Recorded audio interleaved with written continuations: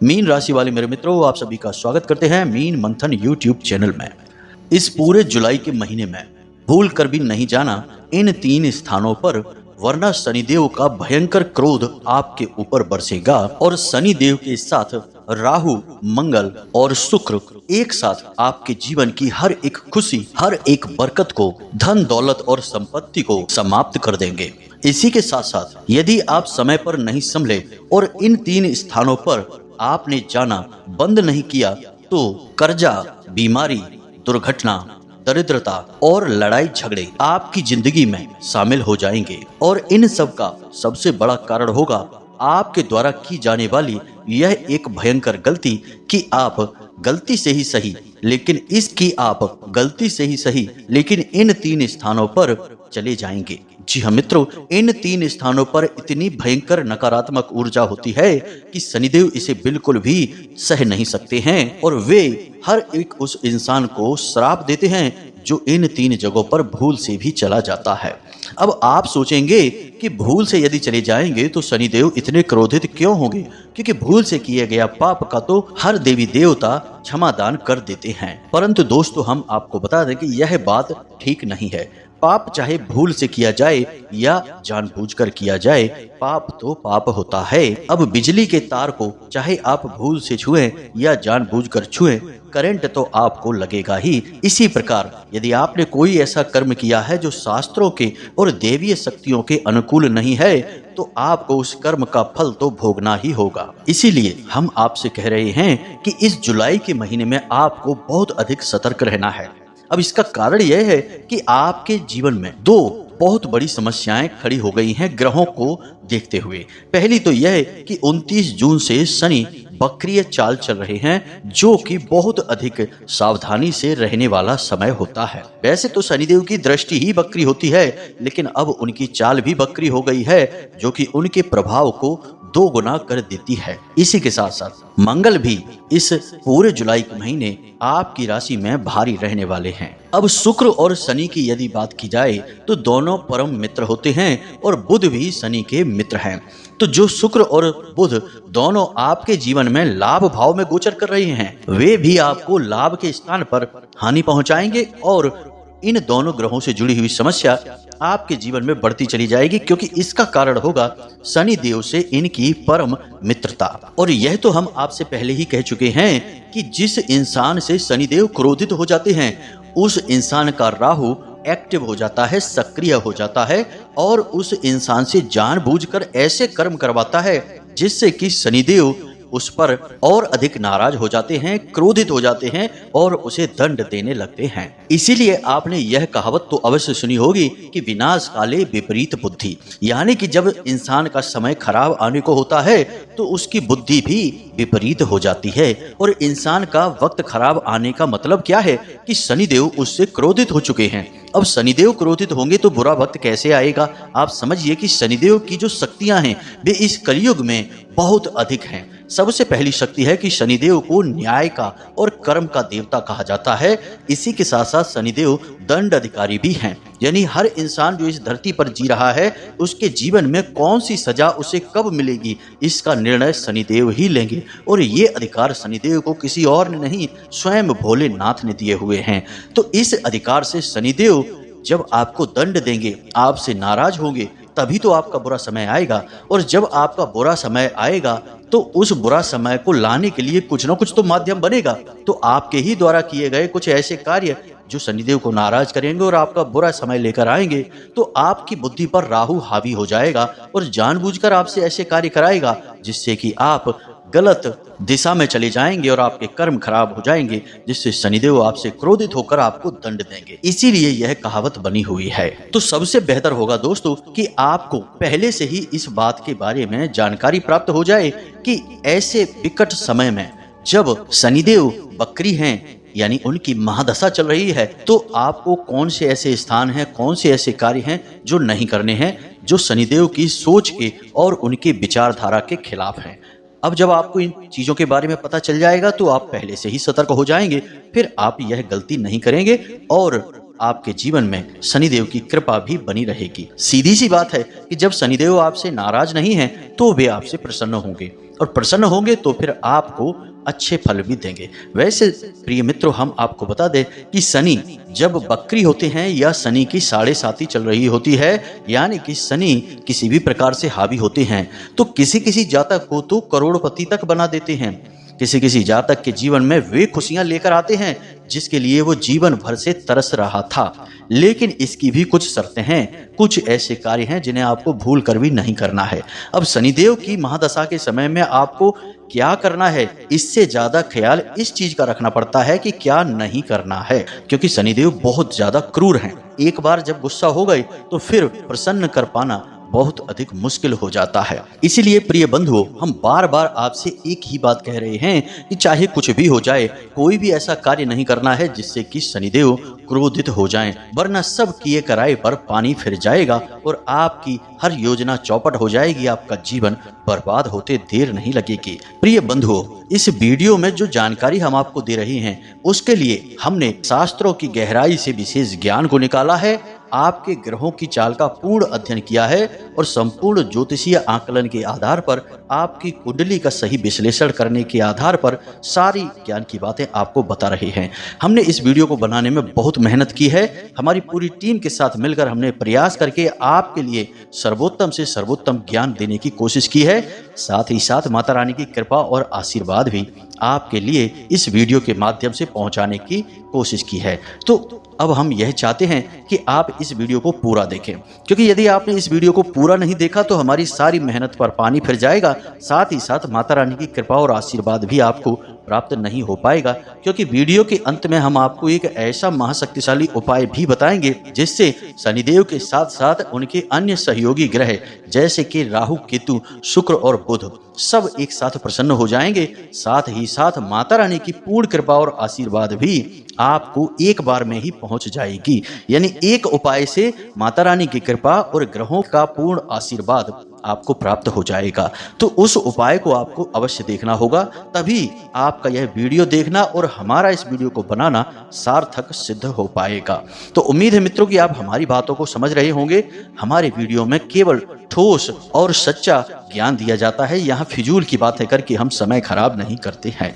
तो चलिए मित्रों, बिना समय खराब किए आज के इस वीडियो की शुरुआत करते हैं। लेकिन इससे पहले हम चाहेंगे कि आप माता रानी को और शनिदेव को आभार अवश्य व्यक्त करें, क्योंकि यह वीडियो शनिदेव को ही समर्पित है। तो कमेंट बॉक्स में लिखें जय मां भद्रकाली कृपा करो, तो माता रानी की आपको पूरी कृपा और आशीर्वाद मिलेगा। साथ ही साथ जय शनिदेव भी अवश्य लिखें, शनिदेव भी आपसे प्रसन्न होंगे।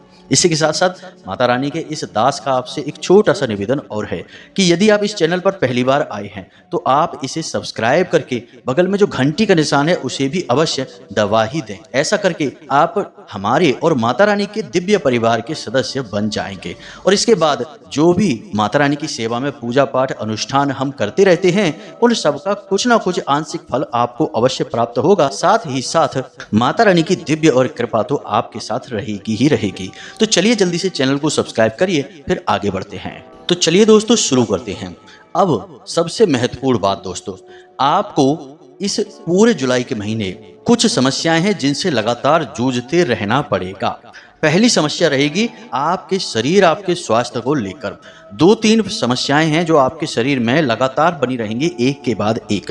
पहली समस्या कि आपके शरीर में भारीपन, सुस्ती, थकान, आलस और हल्का बुखार और हरारत जैसी बनी रहेगी। जी हाँ मित्रों, आप चाहकर भी इस आलस, थकान और सुस्ती से छुटकारा प्राप्त नहीं कर पाएंगे, क्योंकि इन सब के अधिपति शनिदेव हैं और शनिदेव खुद ही बकरी चल रहे हैं, यानी और धीमे हो गए हैं।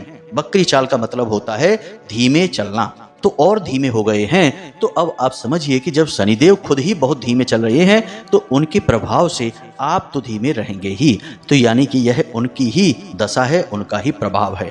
दूसरा कि आपके शरीर का ताप थोड़ा सा बढ़ा रहेगा।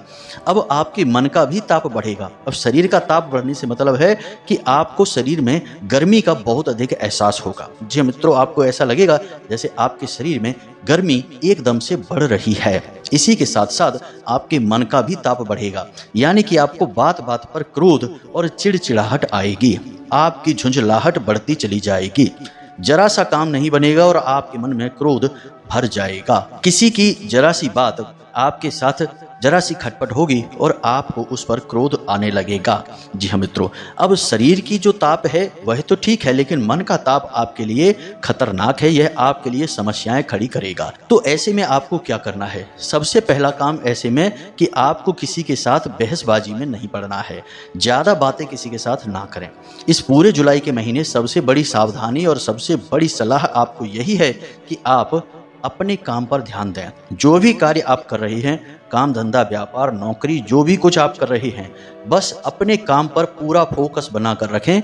इधर उधर बिल्कुल भी अपने मन को ना भटकाएं। यह पूरा महीना वैसे भी आपका मन इधर उधर के कार्यों में अधिक भटकेगा। जी हाँ मित्रों, आप जिस कार्य को कर रहे हैं उस काम में मन नहीं लगेगा और उस काम से रुचि भी आपकी समाप्त होने लगेगी। एक समय पर आपको ऐसा भी लग सकता है कि अब इस काम में कुछ भी नहीं रखा है, इसमें दम नहीं है, इस काम को छोड़ देते हैं, किसी अन्य कार्य को शुरू कर देते हैं जिसमें अधिक लाभ होगा। लेकिन यह आपका वहम है, शनिदेव का प्रभाव है, इसे आप मानकर चलिए। ऐसा आपको महसूस होगा, जरूर महसूस होगा। दूसरी समस्या कि आपके शत्रु इस महीने में सक्रिय हो जाएंगे। पुराने शत्रु, छुपे हुए शत्रु आपसे बहुत अधिक शत्रुता मानेंगे, आपके खिलाफ काम करेंगे, आपकी चुगलियां कर सकते हैं, आपको ऐसी जगह ले जाकर फंसा सकते हैं जहां से निकलने का रास्ता मुश्किल होगा, या फिर आपके छुपे हुए शत्रु जो अपनों में ही हैं, वे आपको ऐसी योजनाओं में, ऐसी तरकीबों में फंसाने की कोशिश करेंगे जहां आपका समय और पैसा दोनों बर्बाद हो जाएगा। तो क्या कर रहे हैं आप सबसे पहली चीज कि किसी पर भी अंधा विश्वास ना करें, आंख बंद करके किसी पर भी भरोसा ना कर लें। दूसरा कि किसी की सलाह से कोई भी कार्य ना करें। जी हाँ मित्रों, बेशक आप उसकी सलाह को मान लें, लेकिन पहले उसे अपनी बुद्धि, अपने विवेक से अच्छी तरह से परखें। कोई कह रहा है कि इस जगह पैसा लगा दो, बाजार में इस जगह व्यापार कर लो, ये इस जगह पैसा खर्च कर लो, इस चीज़ को खरीद लो, इसे बेच दो। अच्छी बात है, उसकी सलाह को आप सुनें, लेकिन उस सलाह को अच्छी तरह से मनन करें और जब आपको स्वयं को ठीक लगे तो ही उस कार्य में आगे बढ़ें। आंख बंद करके किसी की सलाह मानकर आगे बढ़ना आपके लिए बहुत अधिक खतरनाक हो जाएगा, क्योंकि वह आपके शत्रुओं के द्वारा बिछाया गया जाल भी हो सकता है जिसमें आप फंसकर रह जाएंगे। इस जुलाई के महीने में आपके कोई कानूनी विवाद यदि अटके पड़े थे तो वे कानूनी विवाद भी सक्रिय हो उठेंगे और उनमें भी कुछ ऐसी बातें उठकर सामने आएंगी जो आपको परेशान करेंगी। यानी कानूनी मामलों में भी आप उलझ कर रह सकते हैं। अब रुपए पैसे के लेन देन को लेकर भी समस्याएं हो सकती हैं। समय पर आप किसी का पैसा वापस नहीं कर पाएंगे और दूसरे भी आपका पैसा आपको समय पर दे नहीं पाएंगे, जिससे बाजार में आपकी छवि खराब होने लगेगी। लोग आपके बारे में नकारात्मक बातें करेंगे और फैलाएंगे, इससे आपकी छवि खराब होगी, इससे आपके हाथ में आए हुए सौदे भी निकल सकते हैं। तो थोड़ा इन सब बातों पर गौर करें और अपनी जो व्यापार की बातें हैं, अंदर की बातें हैं, उन्हें जग जाहिर ना होने दें। किसी से भी चर्चा ना करें कि आपके जीवन में, आपके व्यापार में कैसी स्थितियां बनी हुई हैं। अपने आप स्थितियां बिगड़ी हैं तो बन भी जाएंगी, आप प्रयास करेंगे तभी बनेंगी। किसी से बता देने से कुछ भी नहीं होता है, बस अपने रहस्य से बाहर जरूर आ जाते हैं, जिससे बाद में फिर परेशानियां खड़ी होती हैं। अब सबसे बड़ी सलाह, आपको 3 काम हैं जो इस महीने में भूल कर भी नहीं करने हैं। पहला काम कि आपको क्रोध नहीं करना है। क्रोध आपको आएगा जरूर, चीजों पर, परिस्थितियों पर या अपने आप पर भी आ सकता है, तो क्रोध आपको नहीं करना है। दूसरा, किसी भी चीज की टेंशन नहीं लेनी है, हद से ज्यादा तनाव नहीं लेना है, चिंतन करना है, मंथन करना है, चीजों के बारे में विचार करना है, लेकिन टेंशन नहीं लेनी है। तीसरा कि भक्ति के मार्ग को नहीं छोड़ना है, यानी भगवान से आप जितना प्रेम करते हैं, उनकी जितनी भक्ति करते हैं, उसे ज्यों का त्यों बनाकर रखना है। जी हाँ मित्रों, यह आपके लिए रामबाण होगा। हर मुसीबत से बाहर निकलने का मार्ग एकमात्र भगवान की भक्ति ही आपके लिए साबित होगा। तो ये 3 काम आपको भूल कर भी नहीं करने हैं। हालांकि भगवान के प्रति क्रोध भी आपके मन में बढ़ सकता है, आपके मन में अनाप शनाप विचार भी आ सकते हैं कि भगवान क्यों आपको जानबूझकर परेशान कर रहे हैं, ऐसे विचार आपके मन में आ सकते हैं। तभी हम कह रहे हैं कि ऐसे किसी विचार को मन में ना आने दें। सब समय का फेर होता है, ग्रहों की चाल होती है, भगवान कभी किसी को कोई कष्ट नहीं देते हैं। तो इन सब बातों के चक्कर में ना पड़ें, बस भगवान की भक्ति को मन में बसा कर रखेंगे। तो यह तो था आपका जुलाई का राशिफल। अब हम आपको बताते हैं उन 3 स्थानों के बारे में जहां पर आपको भूले से भी नहीं जाना है, गलती से भी नहीं जाना है, वरना आप बहुत पछताएंगे। क्योंकि शनिदेव आपके ऊपर भयंकर क्रोध बरसाएंगे और आप फंस जाएंगे। एक बार शनिदेव आपसे नाराज हुए तो फिर किसी भी देवी देवता की पूजा पाठ और किसी भी प्रकार के कर्म का सही फल आपको प्राप्त नहीं होगा, बाधाएं उत्पन्न होंगी। तो अब ध्यान से सुनिए, सबसे पहला स्थान वह है शनिदेव का मंदिर। वहां पर आपको भूल कर भी नहीं जाना है। अब आप सोच रहे होंगे कि यह हम क्या कह रहे हैं, यह तो बड़ी विचित्र बात हो गई। शनिदेव के मंदिर नहीं जाएंगे तो कहाँ जाएंगे? शनिदेव फिर प्रसन्न कैसे होंगे? तो अब ध्यान से सुनिए हमारे शास्त्र क्या कहते हैं। शनिदेव साधारण देवता नहीं है, सामान्य देवी देवताओं की तरह शनिदेव की पूजा नहीं होती है। इसीलिए आपने देखा होगा कि हमारे घरों में शनिदेव की कभी भी मूर्ति या फोटो नहीं रखी जाती है, इसका निषेध है। तो आपको क्या करना है, इसे ध्यान से समझिए। हमारी बातों को बस यूं ही मत समझना, हम गहराई से सारा ज्ञान आपको दे रहे हैं, इसे बिल्कुल कॉपी पेन लेकर नोट कर लेना। तो अब शनिदेव का ऐसा मंदिर जिसमें कि शनिदेव की मूर्ति है, इस मंदिर में आपको भूल कर भी नहीं जाना है, क्योंकि यह आज की नए जमाने की सोच का नतीजा है। बाकी शास्त्रों में ऐसा कहीं भी नहीं लिखा है कि शनिदेव के मंदिर में मूर्ति होनी चाहिए। जी नहीं मित्रों, शनिदेव के मंदिर में शनिदेव का शिला स्वरूप होता है। जी हाँ मित्रों, शनिदेव का असली स्वरूप शिला स्वरूप होता है। अब इसका शास्त्रों में कारण क्या है आप समझिए। शनिदेव को उनकी स्वयं की पत्नी ने ही यह श्राप दिया है कि जिस इंसान पर भी शनिदेव की दृष्टि पड़ेगी उसका जीवन बर्बाद हो जाएगा, यानी कि शनिदेव की दृष्टि बकरी हो जाएगी। यह श्राप उन्हें लगा हुआ है। और जब शनिदेव की मूर्ति होगी तो उसमें जो उनकी आंखें हैं और दृष्टि है वह तो हर आने जाने वाले इंसान पर पड़ेगी ही, और जब हर इंसान पर उनकी दृष्टि पड़ेगी तो उसका जीवन बर्बाद तो होगा ही। इसीलिए शनिदेव की फोटो या मूर्ति घरों में नहीं रखी जाती है, इसीलिए शनिदेव की दृष्टि से ठीक सामने पड़ने से बचा जाता है। अब आप समझिए कि किसी ऐसे मंदिर में आप चले गए जहां पर शनिदेव की मूर्ति लगी है और आपने जाकर शनिदेव की पूजा पाठ की, लेकिन शनिदेव की दृष्टि तो आप पर पड़ ही गई है। अब शनिदेव की दृष्टि का नतीजा क्या है? आपका जीवन बर्बाद हो जाएगा। जी हाँ मित्रों, यह बहुत गहरी बात है, शास्त्रों से ली गई है, कोई सामान्य बात नहीं है, लेकिन लोग इसका मतलब शायद समझ ही नहीं पाएंगे, इसीलिए वे हमारी बात को हल्के में ले लेंगे। तो अब आप ऐसे में क्या करें? शनिदेव के ऐसे मंदिर में जाइए जिसमें शनिदेव का शिला स्वरूप विद्यमान है, वही असली स्वरूप है। दूसरा कि शनिदेव के मंदिर में जब आप प्रवेश करते हैं तो सीधे यूं ही प्रवेश नहीं कर जाना है, अपने हाथों को पीछे रखकर कैदियों की तरह, मुजरिमों की तरह आपको प्रवेश करना होगा, क्योंकि शनिदेव की दृष्टि में दुनिया का हर इंसान किसी न किसी गलती की वजह से एक गुनहगार है। तो गुनहगार की तरह ही आपको जाना होगा। शनिदेव से आपको क्षमा मांगनी होगी हर उस कार्य के लिए, हर उस गलती के लिए जो आपने अनजाने में की है या जानबूझकर की है। तो आपको एक गुनहगार की तरह अपने हाथ पीछे करके सिर झुकाकर जमीन की ओर देखते हुए जाना है, न कि सीधे शनिदेव की दृष्टि से दृष्टि मिला लेनी है। अब आपको जाकर सामने खड़े नहीं होना है शनिदेव के, अंदर मंदिर में जाकर बाईं ओर या दाहिनी ओर, कोशिश करें कि बाईं ओर, मूर्ति के बाईं ओर खड़े हों या शिला स्वरूप के बाईं ओर खड़े हों। इसी के साथ साथ जितनी भी पूजा पाठ शनिदेव की करें, सिर झुकाकर आंखों को नीचे रखकर ही करें। और सारी पूजा पाठ समाप्त होने के बाद भी आपको सिर ऊपर नहीं उठाना है। इसके बाद आपको उल्टे पैर वापस आना है। शनिदेव को अपनी पीठ भूलकर भी नहीं दिखानी है, उल्टे पैर उसी प्रकार हाथ अपने पीछे रखकर और सिर झुकाकर कंधे नीचे करके वापस चलना है और मंदिर से बाहर निकलना है। लेकिन यह भी आप वहां करेंगे जहां पर शिला स्वरूप विद्यमान है। यदि मूर्ति स्वरूप है तो आपको उस मंदिर में जाना ही नहीं है, वहां पर तो जाना ही निषिद्ध है। अब यदि ऐसा कोई मंदिर है ही नहीं जहां पर शनिदेव का शिला स्वरूप विद्यमान है, क्योंकि आजकल तो फैशन का जमाना है, मंदिरों में भी फैशन हो गई है भगवानों के नाम पर, तो शायद ऐसा कोई मंदिर ना हो आपके आसपास। तो ऐसे में आप क्या करें? तो ऐसे में आप किसी ऐसे मंदिर में जाइए जहां पीपल का वृक्ष स्थापित होता है, लगा होता है। तो पीपल का जो वृक्ष है उसे भी शनिदेव का स्वरूप ही माना जाता है।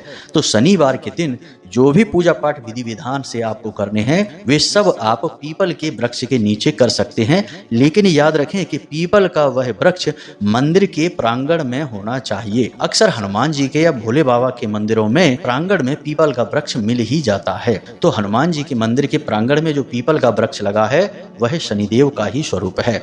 तो उस वृक्ष के नीचे आपको जाना है और वहां आप दीपक जलाएं शनिदेव के नाम से, और वहां पर आप शनिदेव का ओम शम शनिश्चराय नमः इस मंत्र का जाप करें। जी हाँ मित्रों, बस इतना सा आपको करना है। साथ ही साथ यदि आप चाहें तो छाया दान भी कर सकते हैं। इतना करें आप, बाकी आपकी पूजा पाठ सब सार्थक होगी। शनिदेव आपसे बहुत प्रसन्न होंगे। अब यह शनिदेव जानबूझकर नहीं करेंगे कि आप उनके मंदिर गए और उन्होंने आपको श्राप दे दिया, वो आपसे नाराज हो गए। यह तो उनकी दृष्टि है जो श्राप के कारण बकरी हो चुकी है।